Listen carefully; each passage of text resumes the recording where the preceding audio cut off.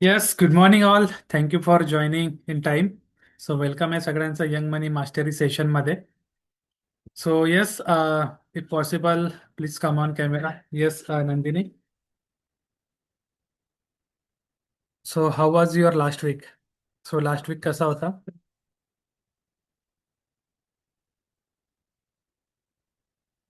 Yes, unmute your self.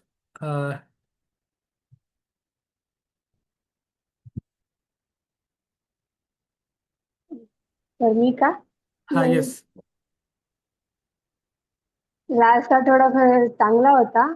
कारण की मी माझं युट्यूब चॅनल सुद्धा उघडलं आणि माझं कॉलेजचं ऍडमिशन प्रोसेस पण चांगली झाली आता. आणि अजून काय काही नाही झालं, एवढंच झालं. Okay okay, great great. So last सेशनमध्ये आपण जे शिकलो होतो, right, awareness about the scam. So त्याच्याबद्दल कोणी काही सांगू शकेल? एक जस्ट एक दोन मिनिटाचा ओव्हरव्ह्यू तुम्ही सांगू शकता. ऑलरेडी आपण लास्ट सेशन मध्ये जो पाहिला, कारण की that was a important session. आणि आज आपला जो आहे module 10 as a financial education वरती आहे, म्हणजे financial planning. How we can do the financial planning.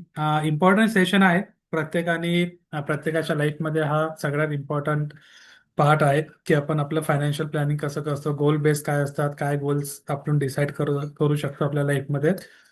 तो आजचा हा जो आहे, हा शेवटचा मॉड्यूल आहे या सेशन मधला. सो अराउंड आपण 10 मॉड्यूल पाहिलेले आहेत. अराउंड 10 वीक्समध्ये आपण हा कोर्स कम्प्लीट केलेला आहे. आय होप की सगळ्यांना इथून काहीतरी नॉलेज भेटलं असेल. एक पर्टिक्युलरली तुमच्या लाईफमध्ये काही ना काहीतरी चेंज आला असेल विथ दिस सेशन. कारण की जेवढे पण मी सेशन घेतलेले आहे ते लाईफ रिलेटेडच आहे. तुमच्या लाईफमध्ये फायनान्शियल कुठे कुठे तुम्हाला येऊ शकते, म्हणजे फायनान्शियलच्या गोष्टी कुठे कुठे तुम्ही याच्यामध्ये इन्क्लूड करू शकता तुमच्या लाईफमध्ये, जेणेकरून तुम्ही जेव्हा इथून नॉलेज घेऊन जाल तर डेफिनेटली तुम्हाला एक चांगला फ्युचर भेटेल फायनान्शियलमध्ये. आणि प्रत्येकाने मी जे सांगितलेलं आहे, जसं SIP असेल, जे SIP मी तुम्हाला पाठवलं आहे त्याच्यावर इन्व्हेस्टमेंट स्टार्ट करा आतापासूनच. ₹500 मंथली का असे ना, पण ते तुम्ही स्टार्ट करा. कारण की आज आपण आपल्या सेशनमध्ये ते पण गोष्टी कव्हर करणार आहोत की तुमचे लाईफ गोल काय असायला पाहिजे. जेव्हा तुम्ही स्टुडंट असता, जेव्हा तुम्ही फर्स्ट इन्कम तुमचं जेव्हा कमवता, तेव्हा तुम्ही कशा प्रकारे तुमचे life goal setting as a start of earning, म्हणजे जेव्हा तुम्ही स्टार्ट करता अर्निंगसाठी, तेव्हा तुम्ही कसे तुमचे लाईफ गोल जे आहेत ते डिसाईड करू शकता. So yes, let me share my screen.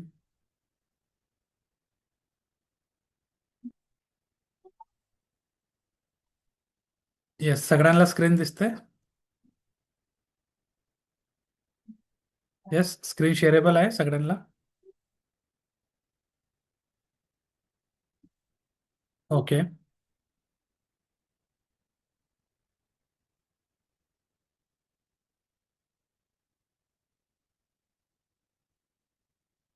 Yes. So आजचा जो आहे module number 10, real life financial planning. म्हणजे तुमच्या रिअल लाईफमध्ये तुम्ही फायनान्शियल प्लॅनिंग कसं करू शकता. आता फायनान्शियल प्लॅनिंग म्हणजे काय?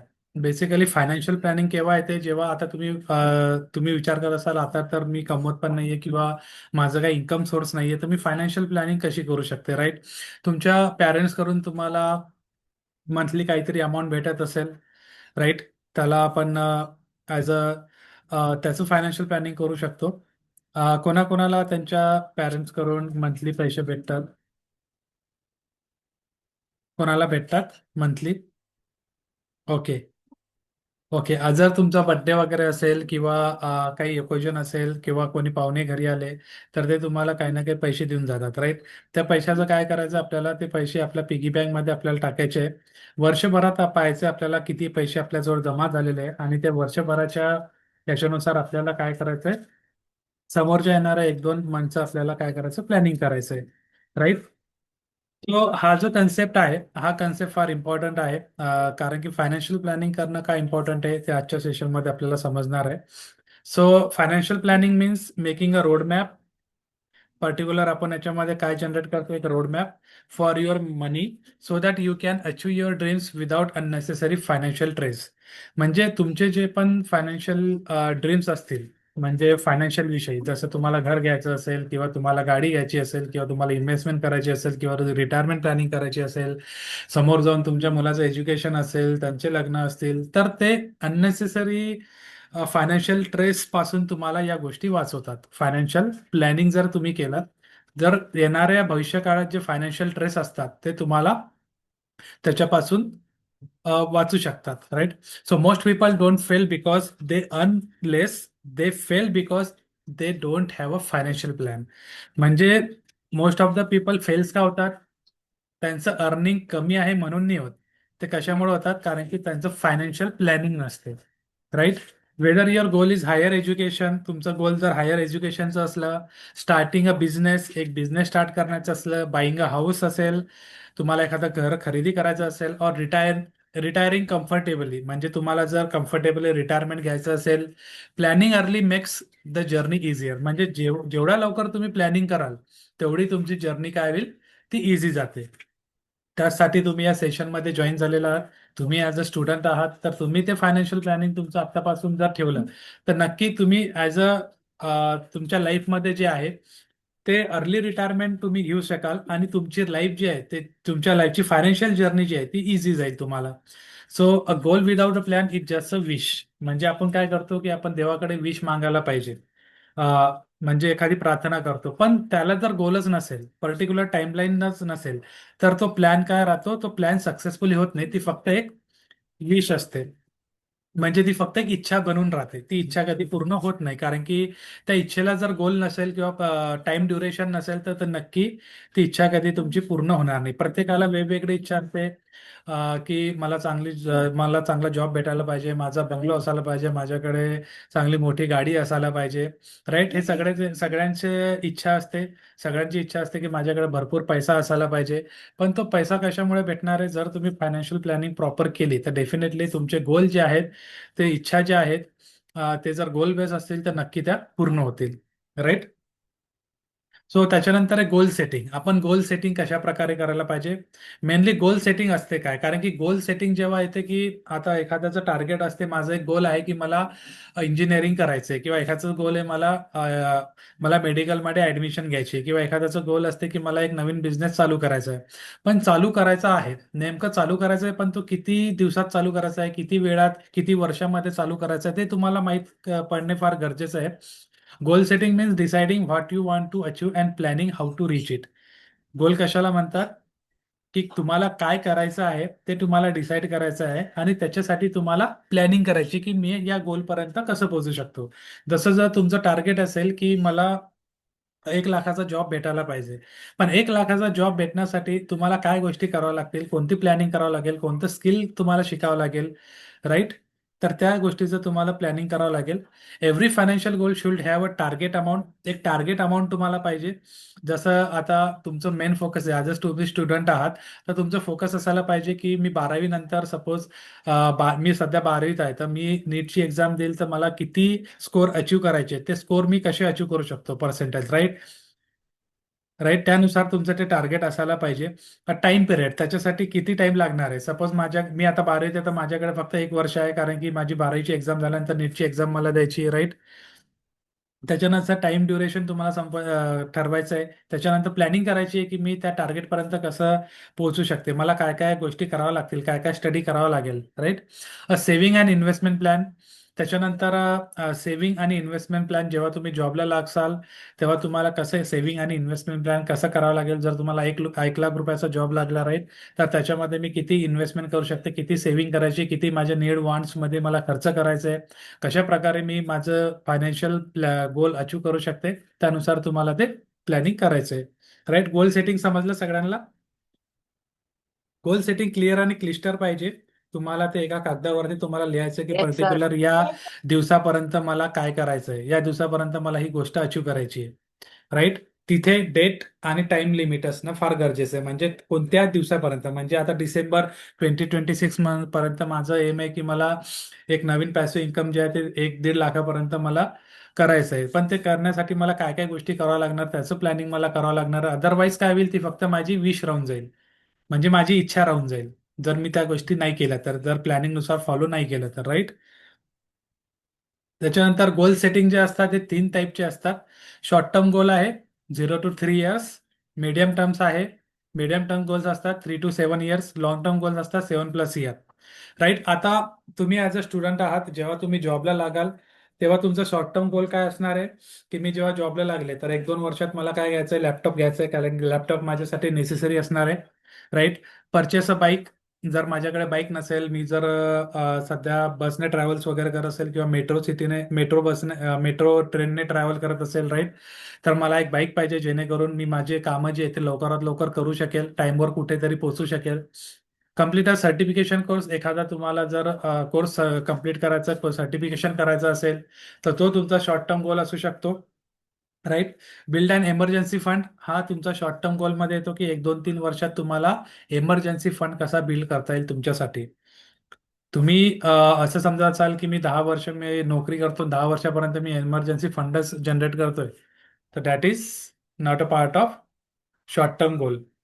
एमर्जन्सी फंड जो येतो तो शॉर्ट टर्म गोलमध्येच येतो, आणि शॉर्ट टर्म गोलमध्येच तुम्हाला तेवढं टार्गेट तुम्हाला अचीव करायचं असते. राईट. त्याच्यानंतर मीडियम टर्म गोल्स आहे 3 to 7 इयर्स. तर याच्यामध्ये एक्झाम्पल काय, की हायर एज्युकेशन आहे.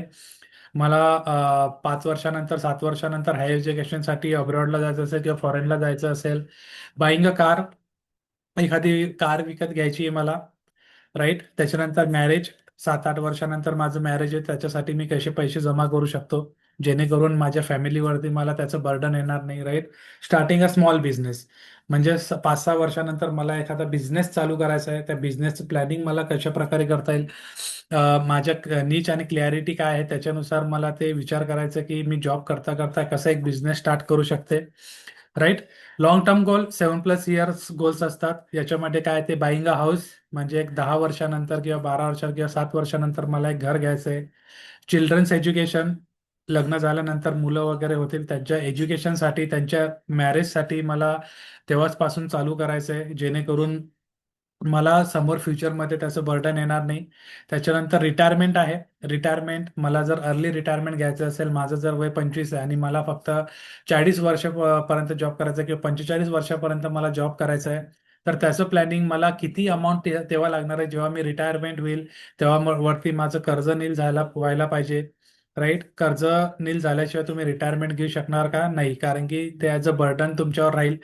त्याच्यानंतर मुलाचं एज्युकेशनची असेल किंवा त्यांचं मॅरेजचं असेल. राईट. तर ती प्लॅनिंग आपल्याला करायची आहे जेणेकरून आपल्याला समोरचं जे फायनान्शियल लाईफ जे आहे ते इझियर जाईल. त्याच्यात फायनान्शियल फ्रीडम मला माझ्या लाईफमध्ये अचीव करायचं ते मी कशा प्रकारे करू शकते. फायनान्शियल फ्रीडमची सिम्पल डेफिनेशन काय, की तुमचे जे आत्ताचे एक्सपेन्सेस आहेत ते तुमच्या इन्कमपेक्षा कमी पाहिजे. म्हणजे तुमचं जे इन्कम आहे ते तुमच्या आत्ताच्या एक्सपेन्सेसपेक्षा जास्त पाहिजे, तेव्हाच तुम्ही तुमच्या फायनान्शियल फ्रीडमच्या जर्नीकडे वळू शकता, तेव्हाच तुम्ही फायनान्शियल फ्रीडम तुमच्या लाईफमध्ये अचीव करू शकतात. राईट. सो इथपर्यंत समजलं सगळ्यांना गोल सेटिंग कशा प्रकारे आपल्याला करायची येस. आहे. ओके. सो नेक्स्ट आहे smart goal formula. A goal should be smart. Smart म्हणजे काय? S S for specific. M म्हणजे काय? Measurable. A for achievable. R for relevant. And T म्हणजे काय? Time bound. म्हणजे तुमचा जो गोल आहे तो स्मार्ट असायला पाहिजे. स्मार्ट म्हणजे काय? स्पेसिफिक. स्पेसिफिक म्हणजे काय? क्लिअर आणि क्लिस्टर असायला पाहिजे, की मला येणाऱ्या वर्षात किंवा 2026 पर्यंत मला 50,000 रुपये कमवायचे. तर ते 50,000 रुपये माझं एक टाइम बाउंड आला त्याच्यात. राईट. 2026 पर्यंत, डिसेंबर 2026 पर्यंत. त्याच्यानंतर मेजरेबल आहे, स्पेसिफिक आहे, कारण की मला 50,000च कमवायचे आहे. राईट. हा तुमचा एक एक्झाम्पल द्यायचं झालं तर.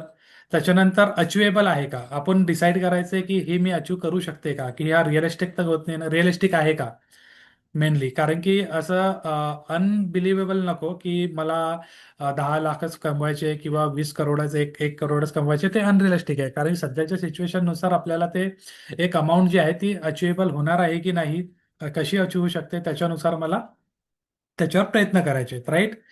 रिलिव्हंट पाहिजे, कारण की ते तुमचं जे इन्व्हायरमेंट आहे किंवा तुमच्याजवळ जे स्किल आहे त्याच्यानुसार ते रिलिव्हंट असायला पाहिजे.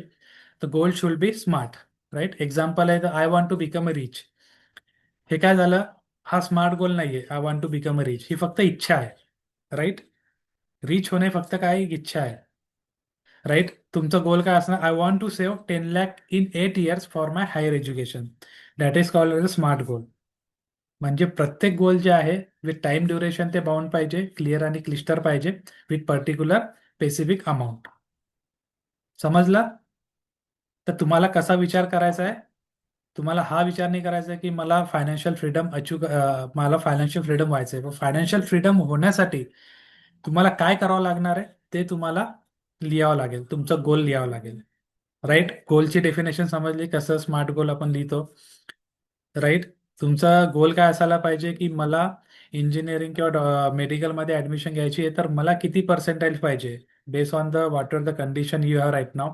म्हणजे कास्टमध्ये पण थोडं त्याचा इफेक्ट पडतो. राईट. कारण की ओबीसी ओपनमध्ये असला तर त्यांना थोडे जास्त मार्क घ्यावे लागतात, आणि चांगल्या कॉलेजमध्ये ऍडमिशन घेण्यासाठी किती अमाऊंट पर्यंत लागणार आहे. सपोज आता तुम्हाला 4 वर्ष आहे, 4 वर्ष आहे, तर यासाठी तुम्ही आता ऍडमिशन घेताय, तर त्याची वर्षाची फीस काय आहे. तर तुमच्या पॅरेंट्सकडे तेवढी अमाऊंट अवेलेबल आहेत की नाही 4-5 वर्षाची. नसेल तर मग ते वर्षभरात ते कशी जनरेट करू शकतात, किंवा काय फॉर्म्युला यूज आहे, किंवा काय गोष्टी करून ते तुमची फीस कव्हर करू शकतात. राईट. तर या गोष्टीचाही विचार आपल्याला करायचा आहे त्याच्यात. राईट. तुम्ही जेव्हा जॉबला लागसाल तर तेव्हा तुम्हाला कितीपर्यंत जॉब लागणार आहे, तो जॉब लागल्यानंतर मी कशा प्रकारे माझं दरवर्षी इन्कम वाढू शकते, किंवा त्याच्यासोबत साईड बिझनेस कसा जनरेट करू शकते, ते पण त्याच्यावर तुम्हाला विचार करायचा आहे. राईट. इथपर्यंत समजलं? येस. सो नेक्स्ट आहे प्लॅनिंग फॉर एज्युकेशन. सो हा नेक्स्ट पार्ट येतोय. आता तुम्ही ॲज अ एज्युकेशन आहात, एज्युकेशन तुमचं चालू आहे. पण जेव्हा तुम्ही कमवायला लागसाल, जेव्हा तुम्ही स्टार्ट अर्निंग, म्हणजे जेव्हा तुम्ही एज्युकेशन कम्प्लीट करून जेव्हा तुम्ही तुमचं पेमेंट कमवायला लागसाल, तर तेव्हा तुम्हाला काय करायचं, प्लॅनिंग फॉर एज्युकेशन कोणासाठी, तुम्हाला तुमच्या येणाऱ्या जनरेशनसाठी.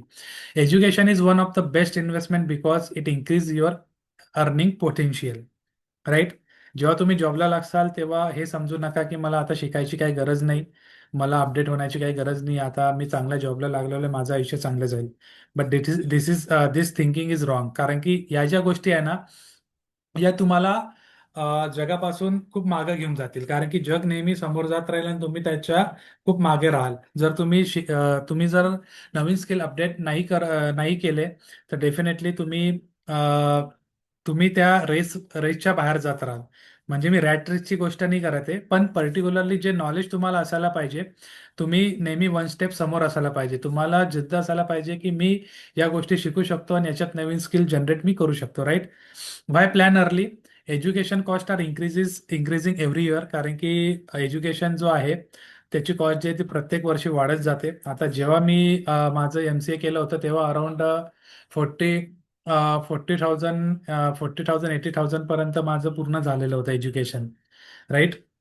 माझी 12वी पर्यंतचे एज्युकेशन होतं ते अराउंड 20-25 हजार मध्ये झालेलं होतं. पण आता जी कंडिशन आहे ती वेगळी आहे. कारण की आता वेगवेगळे कॉलेजेस आलेले आहेत, वेगवेगळ्या फॅसिलिटीज आलेल्या आहेत, तिथे हायर एज्युकेशनसाठी लोक करोडो रुपये पे करतात. राईट. मेडिकलला जर ऍडमिशन घ्यायची असेल तर तुम्हाला करोडो रुपये लागतात. राईट. डोनेशन असते. इंजिनिअरिंगला ऍडमिशन घ्यायची असेल डोनेशन असते, कारण की मुलं तेवढे एलिजिबल नसतात, कारण त्यांना पर्सेंटेज कमी असतात. त्याच्यामुळे त्यांची पॅरेंट्स ती फीस भरायला पण तयार होतात. का होतात? कारण की चला हा काहीतरी 4 वर्षानंतर काहीतरी चांगलं जॉब शोधेल, किंवा चांगलं मेहनत करेल, आणि त्याला एक चांगलं पॅकेज त्याचं आयुष्याचं चांगलं होऊ शकतं. पण आयुष्य केव्हा त्याचं चांगलं होईल, जेव्हा त्याला फायनान्शियल एज्युकेशन जर त्याला माहीत असलं तरच त्याचं फायनान्शियल फ्युचर चांगलं होईल. अदरवाईज तो पण त्याच रॅट रेसमध्ये अटकेल, पुन्हा तोच त्या चुका करेल, आणि डेफिनेटली पुन्हा त्याच्यावर तेच सिच्युएशन येईल जे त्याच्या पॅरेंट्सवर आलेली आहे. राईट. त्याच्यासाठी आपल्याला प्लॅनिंग फॉर एज्युकेशन हे करायचं आहे. Why plan early. Education cost are increasing every year. The early you start saving and investing the less financial burden you may face later. Right. याचं जर एक्झाम्पल आपण समोर घेणार आहोत की कशा प्रकारे दरवर्षी एज्युकेशनची कॉस्ट वाढत जाते. ओके. सो एक्झाम्पल घ्यायचं झालं तर करंट इंजिनिअरिंग कॉस्ट किती आहे, 10 लाख. सपोज एखाद्याला 4 वर्षाचे 10 लाख लागत असतील. If education cost increase by around 8% every year. जर प्रत्येक इयरला जर 8% जर वाढत असेल, तर same course may cost significantly more after 10 years. म्हणजे तो जो कोर्स आहे आता जो 10 लाखाला भेटतोय, तो 10 वर्षांनी कितीला भेटू शकते, 40 लाखाला भेटू शकते. राईट. किंवा 50 लाखाला भेटू शकते. Planning early allow your investment more time to grow. म्हणजे तुम्ही जर आत्तापासून जर प्लॅनिंग केली, जेव्हा तुमची मुलं लहान असतात तेव्हा जर तुम्ही प्लॅनिंग केली तर डेफिनेटली तुम्ही त्या गोलपर्यंत पोहोचू शकतात. राईट? इथपर्यंत क्लिअर आहे सगळ्यांना? येस, क्लिअर आहे. Okay. So planning for education, how to prepare, याच्यासाठी आपण कसं प्रिपेअर राहू शकतो. Start investing early. तुम्हाला लवकरात लवकर इन्व्हेस्टमेंट स्टार्ट करावं लागेल. Improve your skill continuously. तुम्हाला तुमचे स्किल जे आहेत ते कंटिन्युअसली इम्प्रूव्ह करावे लागतील. Apply for scholarship. जर काही स्कॉलरशिप असतील तर त्याच्यासाठी तुम्ही अप्लाय करू शकता, जेणेकरून तिथे तुम्हाला बेनिफिट भेटेल. Right? Avoid unnecessary education loan where possible. म्हणजे एज्युकेशन लोनच्या मागे पडू नका. अवॉइड करा अननेसेसरी. जर होत असेल तर वेल अँड गुड. जर काही होतच नसेल की चला आता एज्युकेशन लोन घेतल्याशिवाय काही पर्यायच नाहीये, तर तेव्हा तुम्ही ते लोन घेऊ शकतात. पण लोन घेणे अवॉइडच करा. राईट? अननेसेसरी ते तुमच्या याच्यावर बर्डन होते. राईट?